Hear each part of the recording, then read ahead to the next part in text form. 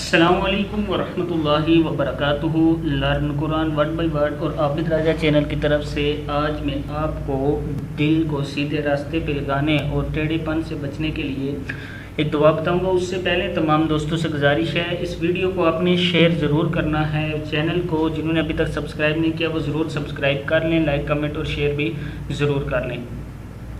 تو آج کی جو دعا ہے ہم سٹارٹ کرتے ہیں۔ بسم اللہ الرحمن الرحیم۔ یہاں سے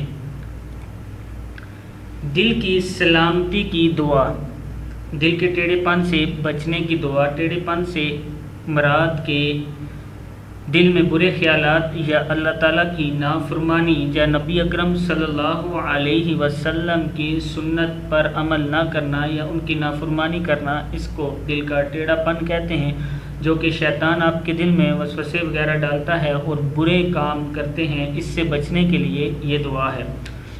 تو دعا سٹارٹ کرتے ہیں۔ بسم اللہ الرحمن الرحیم۔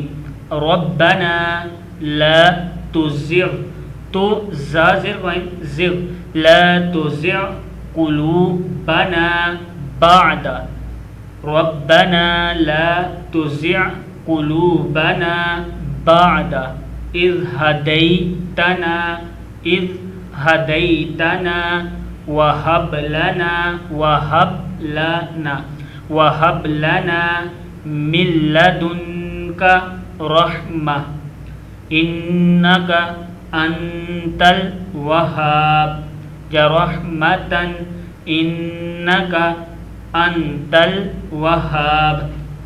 پھر پڑھ لیں۔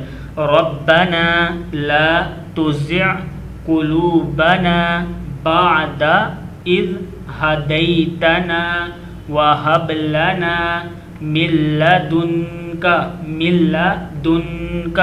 رحمة إنك أنت الوهاب۔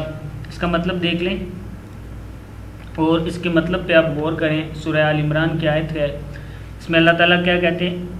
اے ہمارے رب، ہدایت دینے کے بعد ہمارے دلوں کو ٹیڑھا نہ کر اور اپنے پاس سے ہمیں رحمت عطا فرما، بلا شبہ تو ہی سب کچھ عطا کرنے والا ہے۔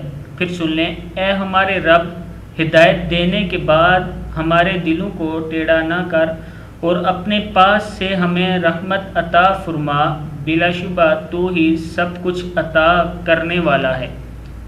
صدق اللہ العظیم۔